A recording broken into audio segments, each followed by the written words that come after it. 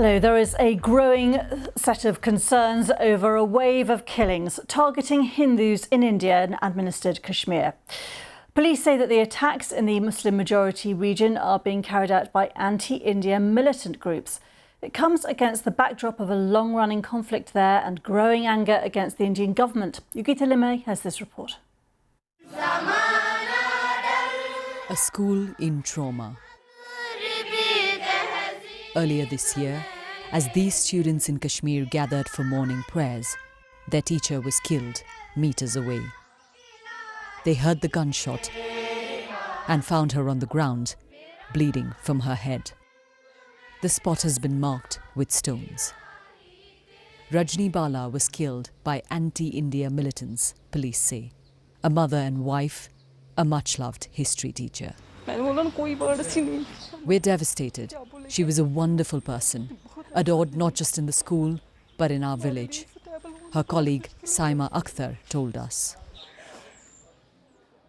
It's believed Rajni was targeted because she was a Hindu, a minority in the country's only Muslim-majority region.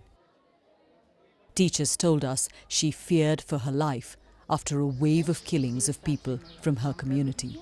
There had been a targeted killing of a Hindu just 2 kilometers away. She was scared and had applied for a transfer. Kashmir's long-running and complex conflict started with the killings of hundreds of Hindus 30 years ago. But this minority has rarely been targeted since 2003. Now it's facing a resurgent threat that's left Hindu families terrified. These men work in government jobs and are demanding they be moved out of Kashmir. Sanjay Kaul is a teacher at a public school. If someone next to me takes their hands out of their pocket, I feel they are going to pull out a gun to shoot me. We have stopped sending our children to school, and we hardly go out of our compound. Insurgent groups say they are attacking minorities because the government is trying to change the religious makeup of Kashmir.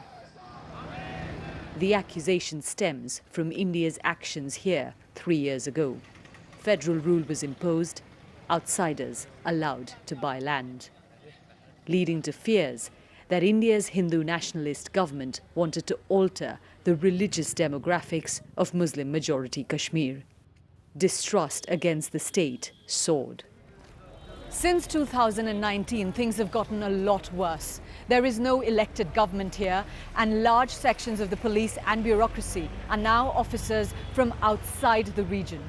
Which means amongst local people here, there is a strong feeling that their voice is being suppressed and they don't have any say in the decisions that are being made to govern them. There are also allegations of killings of Muslim civilians by Indian security forces.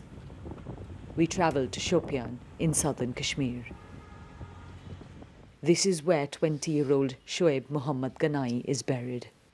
A university student who loved playing cricket.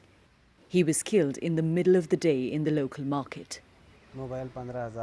His parents and eyewitnesses say he was shot dead point blank by a paramilitary soldier.